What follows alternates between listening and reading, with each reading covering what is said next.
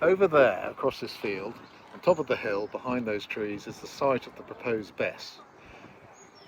And all the water, the surface water, runs down this hill, off down into the valley, and ultimately it all goes into the River Axe via several farms and other sites that have wells. The actual site is on top of an aquifer, and the springs from the aquifer all appear about 50 metres lower down this hill to the north. If the BESS catches fire, it will contaminate that water and make it impossible for us to use the water in the fields and houses.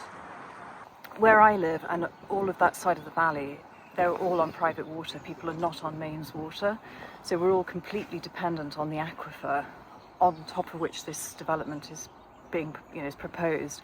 And were there to be an accident, it would just wipe out our ability to farm, and generally live in that landscape, because it would just destroy it forever. For me, it just seems like complete madness that anyone would even think that it was appropriate to put something like this here. It's insane.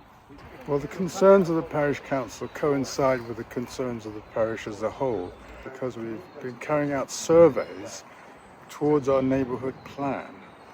And in those surveys, one of the questions we asked was about lithium BESS battery storage systems at grid scale, large scale.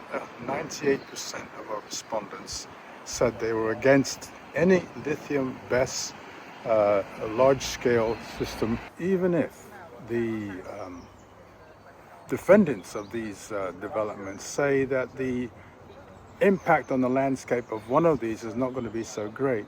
The real point here is that when these things blow up, they will impact the landscape incredibly. It will destroy the agriculture, which is the main economy, and then tourism of the parish, which it also depends on. The parish council and individual parishioners have done a lot of research on this recently, and they are incredibly complex machines that require very minute monitoring and control. And if that fails, they blow up. 3 major accidents happened to BESSes in the United Kingdom in 2025. And that's quite a high proportion of those that are operating at the moment. This is a tranquil rural area, and you wouldn't build a factory here. And yet somehow we're fighting yet another of these battery installations, 5 acres of concrete on a lovely bit of pasture land. And they're incredibly noisy.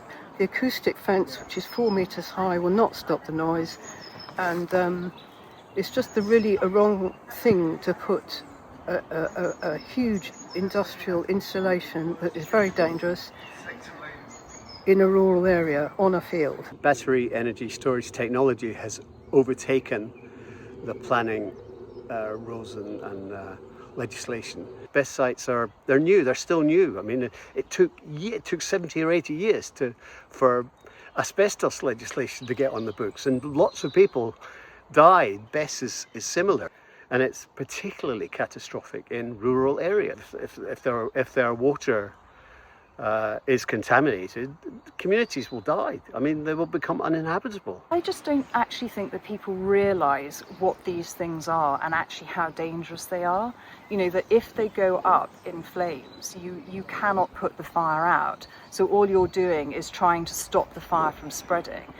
This is in the middle of nowhere. It's sitting on an aquifer, yes, but there is no, we've no rural fire service really here. People trying to get to it, trying to contain it, the runoff from it, the implications for the land, for it going into the groundwater, all of the hydrofluoric acid. There's a big camping caravans park not very far away at all. If that plume goes across the valley, it will just wipe people out. It'll just, it's highly, highly toxic. It's pure poison. And if it goes into the water, that's it forever. Any contributions are terribly welcome and desperately needed. Each appeal costs over £100,000. Got 2 coming up within the space of 2 months.